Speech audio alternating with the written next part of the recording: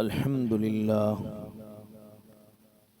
لله رب العالمين والصلاة والسلام على رسوله الكريم وعلى آله وأصحابه أجمعين أما بعد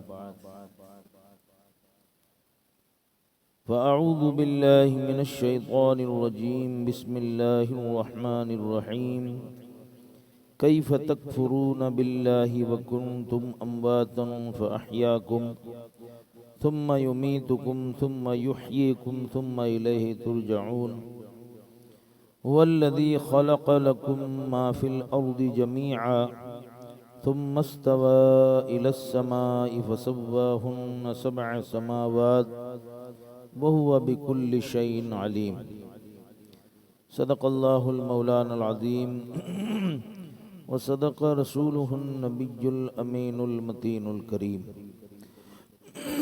محترم حضرات، باواز بلند بارگاہ رسالت مآب صلی اللہ علیہ وآلہ وسلم میں درود پاک کا ہدیہ پیش کریں اور پڑھیں اللہم صلی علی سیدنا مولانا محمد وعلی آل سیدنا مولانا محمد بارک وسلم۔ ایک مرتبہ اور درود پاک پڑھیں اللہم صلی علی سیدنا مولانا محمد وعلی آل سیدنا مولانا محمد بارک وسلم۔ محترم حضرات، قرآن کے ترجمہ و تفسیر میں آپ نے قرآن کی سب سے بڑی سورت سورہ بقرہ کی 27 آیتوں کا ترجمہ اور تفسیر سماعت فرمائی۔ آج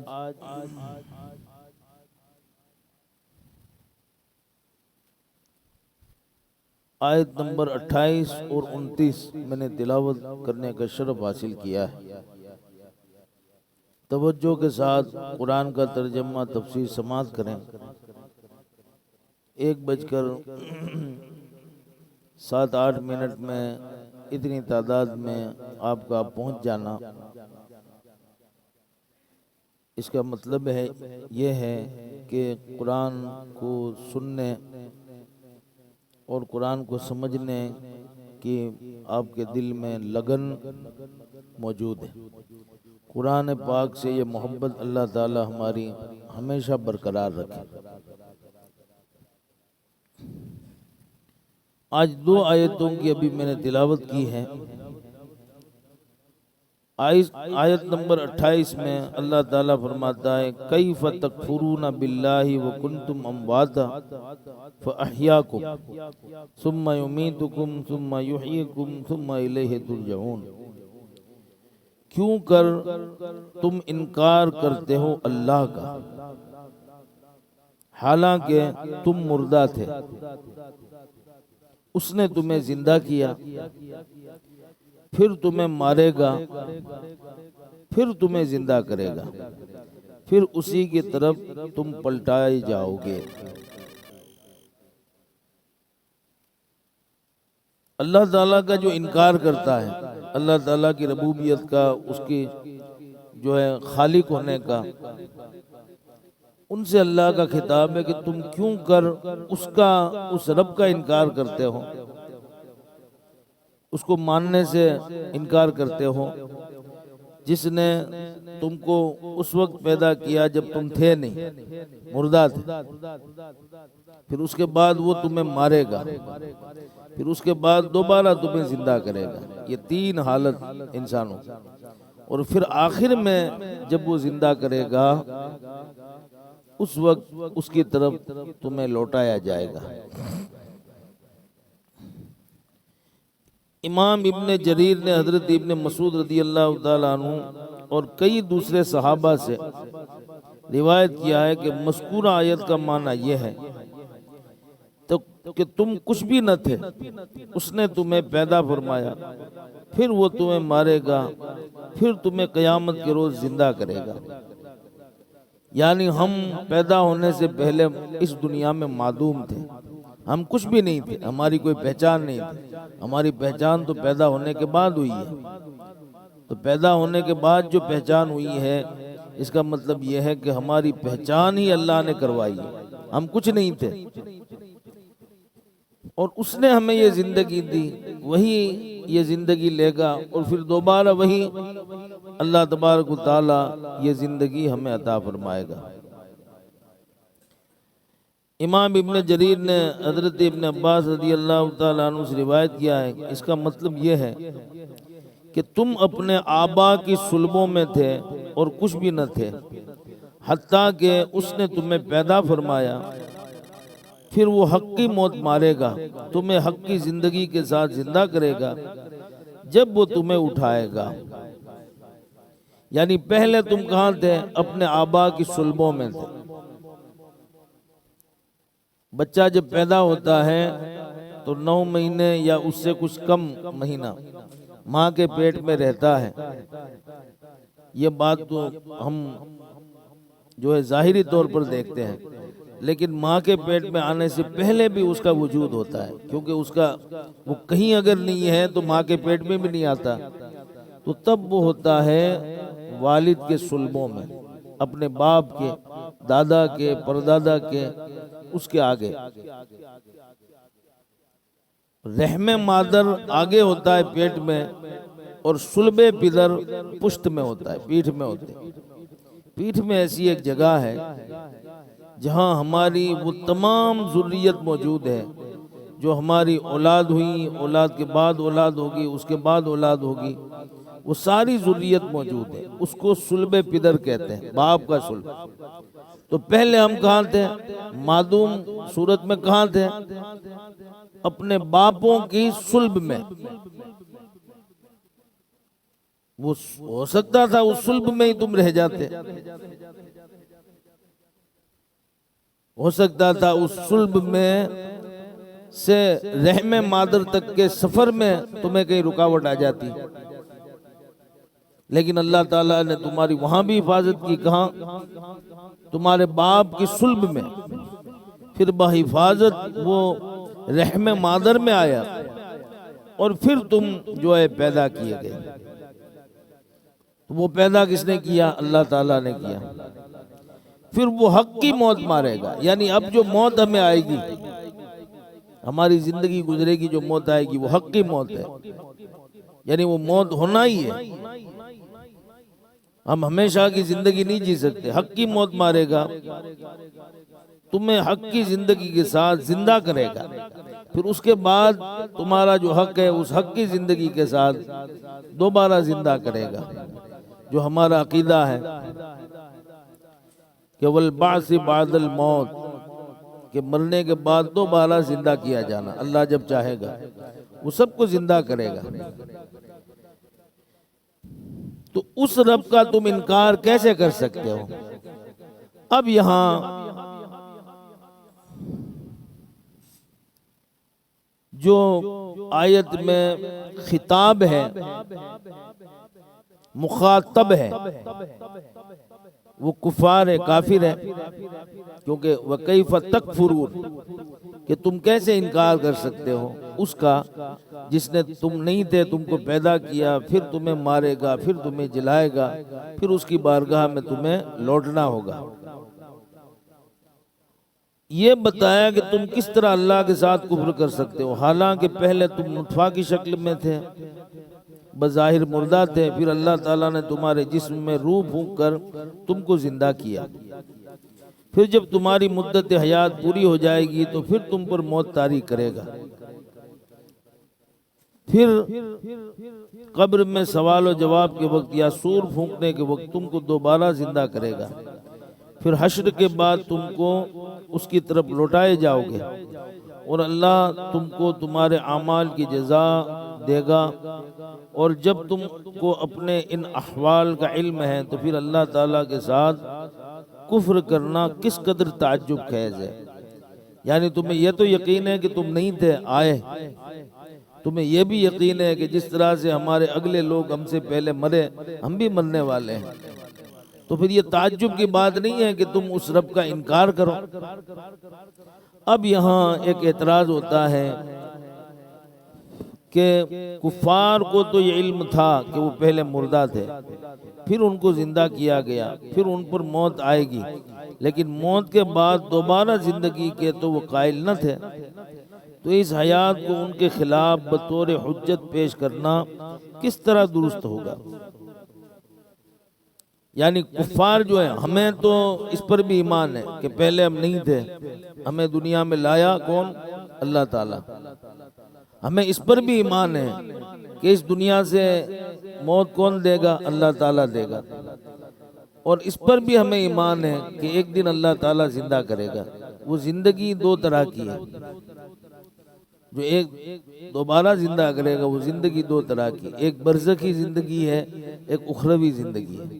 برزخی زندگی میں کیا ہے کہ جیسے حدیثوں میں آتا ہے کہ فرشتے آئیں گے، قبر میں سوال و جواب کریں گے، تو سوال و جواب کرنے کے لیے اسے اٹھایا جائے گا، وہ اٹھے گا، وہ ایک زندگی ہے، وہ برزخی زندگی ہے کہ اس سے سوال و جواب ہوگا۔ پھر اس کے بعد اخروی زندگی جو ہے وہ ہماری زندگی کے جیسے ہی زندگی ہوگی۔ تو ہر انکار کرنے والا یہ تو دیکھا اس نے کہ میں پہلے نہیں تھا، مجھے کسی نے پیدا کیا، پھر مجھے ایک دن مر جانا ہے۔ اس میں ہم اور کفار ایک ساتھ ہیں، لیکن اب دوبارہ مرنے کے بعد زندہ کیا جائے گا، اس پر جو ہے کفار پر دلیل کیسے قائم ہوگی؟ ہم پر تو دلیل قائم ہوگی کیونکہ ہم نے قبول کیا ہے، ہم ایمان لائے ہیں کہ اللہ پر ایمان لائے، اللہ کے رسول پر ایمان لائے، اور وہ جو کچھ بھی خدا کے پاس سے لے کر آئے اس پر ایمان لائے۔ لیکن کفار کیسے؟ تو اس کی دلیل یہ ہے کہ چونکہ حیات بعد الممات پر دلائل بالکل ظاہر ہے، اس لیے ان دلائل کے ظہور کو کفار کے علم کے قائم مقام کیا گیا ہے۔ یعنی حیات بعد الموت پر دلائل ہے ہمارے پاس، اور وہ دلائل کفار کے علم کے قائم مقام کیا گیا ہے۔ یعنی اس کو میں اس طرح سمجھاؤں کہ ایک تو آپ کو کسی چیز کا علم دینا، خبر دینی کہ فلاں چیز ہے، اور اس کے اوپر یقین دلانا، یا تو آپ کے سامنے کوئی ایسی دلیل ہونا کہ جو دلیل اس علم کو جو ہے ثابت کرتی ہے، تو وہ جو علم ہے اس علم کی یہ دلیل قائم مقام ہو جاتی ہے۔ علاوہ ازیں اس آیت میں بھی حیات بعد الممات پر دلیل ہے، کیونکہ جب اللہ تعالیٰ نے پہلی بار ان کو مردہ حالت میں زندگی کی طرف منتقل کیا تو دوبارہ ان پر موت طاری کر کے انہیں زندہ کرنا اس کے لیے کب مشکل ہو سکتا ہے؟ یعنی دلیل یہ ہے کہ جو معدوم تھا، جس کا کوئی پتہ ہی نہیں تھا، جس کا وجود نہیں تھا، اس کو جب وہ پیدا اللہ تعالیٰ کر سکتا ہے تو زندگی آنے کے بعد جب وہ مر گیا تو اس کے بعد بھی وہ پیدا کر سکتا ہے۔ اور اگر یہ اعتراض کیا جائے کہ موت طاری کرنے کو کس طرح نعمتوں میں سے شمار کیا جائے گا، اس کا جواب یہ ہے کہ موت دوسری حیات کی طرف پہنچاتی ہے اور وہی حقیقی حیات ہے۔ اور یہ بھی ہو سکتا ہے اس آیت میں مومنوں سے خطاب ہو کہ پہلے تم مردہ تھے یعنی جاہل تھے، پھر تم کو زندہ کیا یعنی علم اور ایمان سے سرفراز کیا، پھر تم پر معروف موت طاری کی جائے گی اور تم کو حقیقی حیات دے دی جائے گی اور تم اللہ تعالیٰ کی طرف لوٹائے جاؤ گے، پھر تم کو ایسا اجر و ثواب دیا جائے گا جس کو کسی آنکھ نے دیکھا ہے، نہ کسی کان نے سنا ہے اور نہ کسی دل میں اس کا خیال آیا ہے۔ یعنی یہاں اللہ تعالیٰ نے 3 باتیں ارشاد فرمائی کہ تم اس رب کا انکار کرتے ہو جس نے تم کو نہیں تھے تم کو پیدا کیا، پھر تمہیں موت دے گا، پھر تمہیں زندہ کرے گا اور پھر زندہ کر کے اس کی طرف تم لوٹائے جاؤ گے۔ تو یہ تینوں کو نعمتیں شمار کی ہے، تمہیں نہیں تھے اور آئے، تمہیں زندگی دی، یہ بھی نعمت ہے۔ تو موت تو نعمت نہیں ہے لیکن موت بھی نعمت ہے، کیونکہ موت جو ہے وہ ایک پل ہے اس دنیاوی زندگی سے اخروی زندگی کی جانے کی طرف۔ ایک ایسا پردہ ہے کہ اگر موت نہیں آئے گی تو اخروی زندگی کی طرف وہ نہیں جائے گا۔ تو اس لیے ایک بندے مومن کے لیے موت بھی اللہ کی نعمت ہے۔ کون کہتا ہے کہ مومن مر گیا، قید سے چھوٹا وہ اپنے گھر گیا؟ ہم کہتے ہیں فلاں آدمی کا انتقال ہوا، کیا کہتے ہیں؟ انتقال یہ عربی لفظ ہے، اس کا معنی کیا ہے؟ ایک جگہ سے دوسری جگہ جانا، منتقل ہونا۔ یعنی ایک گھر سے دوسرے گھر کی طرف تم اگر جاتے ہو تو کیا کہتے ہیں ہم کہ میں گھر منتقل کر رہا ہوں، گھر کا سامان منتقل کر رہا ہوں، ایک جگہ سے دوسری جگہ پر جانا۔ تو اس لیے یہ موت بھی جو ہے وہ بندے خدا کے لیے ایک نعمت ہے۔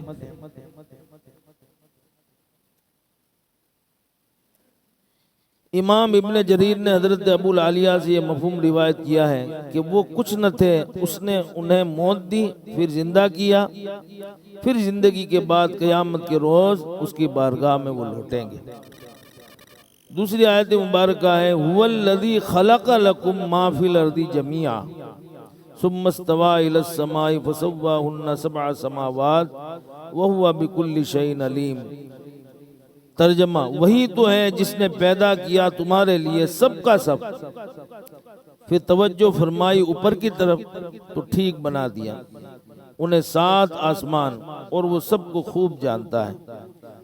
یعنی اللہ تبارک تعالیٰ نے فرمایا خدا نے تمہارے اوپر کتنی بڑی نعمتیں کی کہ وہی اللہ ہے جس کو ماننا تمہارے لیے ضروری ہے کہ تمہارے لیے سب کا سب اس نے بنایا، یعنی کائنات کی ہر شے بنائی۔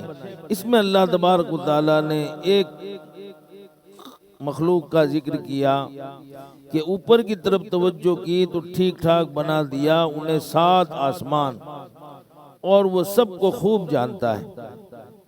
امام عبد بن حمید اور ابن جریر نے حضرت قتادہ رضی اللہ تعالیٰ عنہ سے اس آیت کی یہ تفسیر نقل کی ہے کہ اس نے اپنی کرم نوازی سے ابن آدم کے لیے بطور نعمت ساری زمین کو مسخر کر دیا مخصوص عرصے تک۔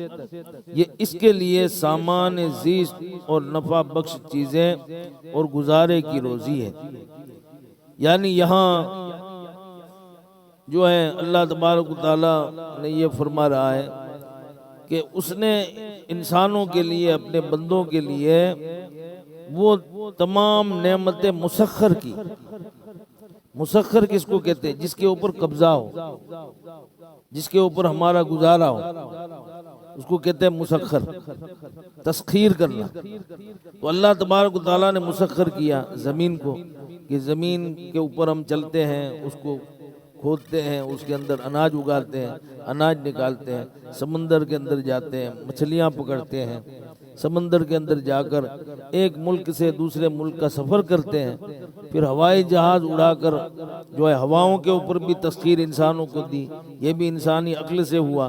تو اللہ تبارک و تعالیٰ نے تسخیر دی، مسخر کیا، اور تاکہ وہ اپنے زیست یعنی اپنی زندگی اور اپنے نفع کی چیزیں اس میں سے نکال سکے اور وہ روزی کا گزارا کر سکے۔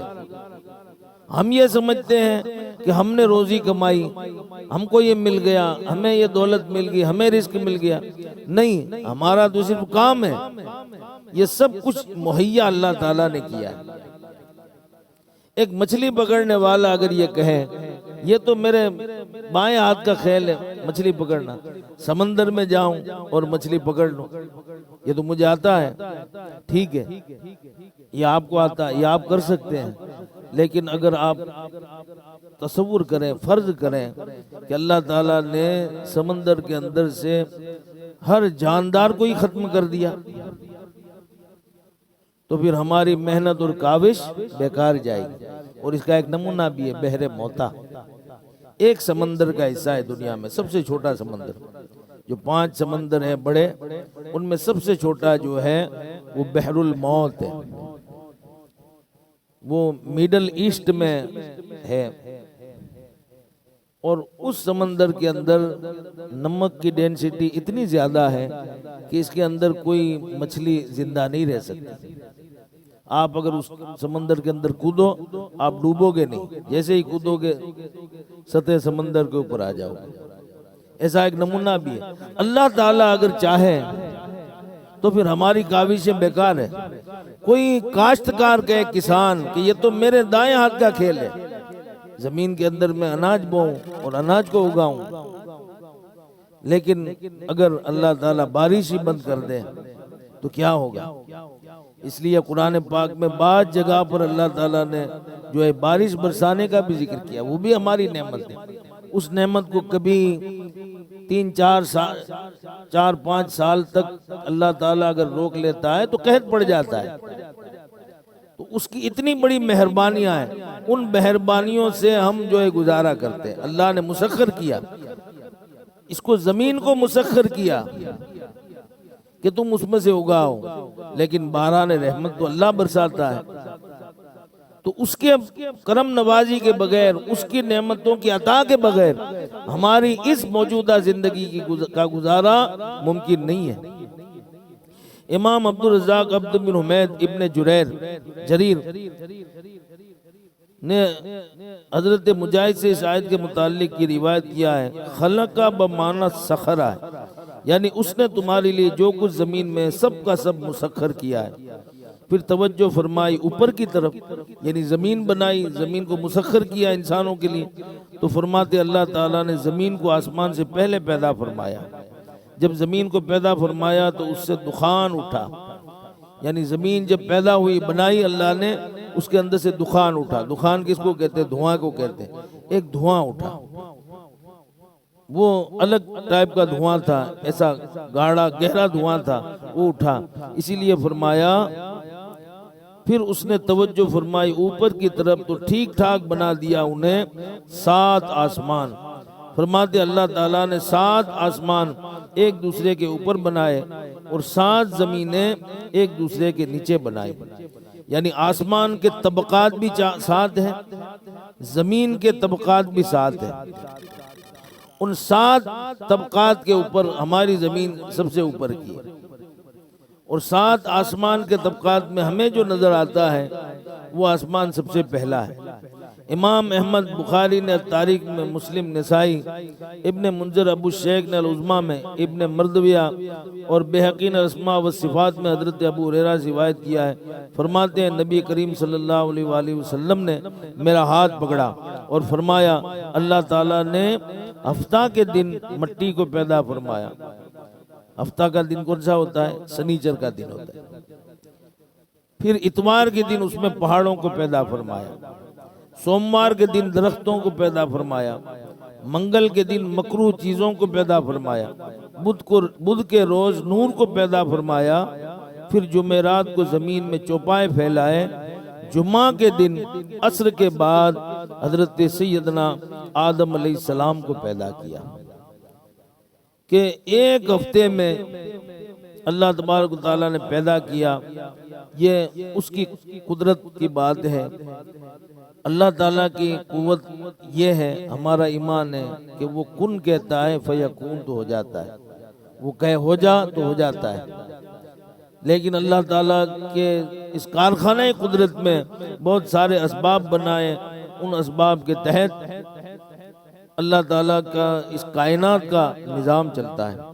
تو یہ 7 آسمان کا ہمارے اوپر شامیانہ رکھا، زمین رکھی، تو اللہ فرماتا ہے تم کس طرح سے انکار کر سکتے ہو، دور اس طرح کس طرح بھاگ سکتے ہو اس سے کہ جس نے تمہارے لیے پوری کائنات کو بنا کر اس کائنات کو تمہارے لیے مسخر کر دیا، وہ کائنات تمہارے اختیار میں دے دیا، اس اللہ تبارک و تعالیٰ کا کیسے انکار کر سکتے ہو۔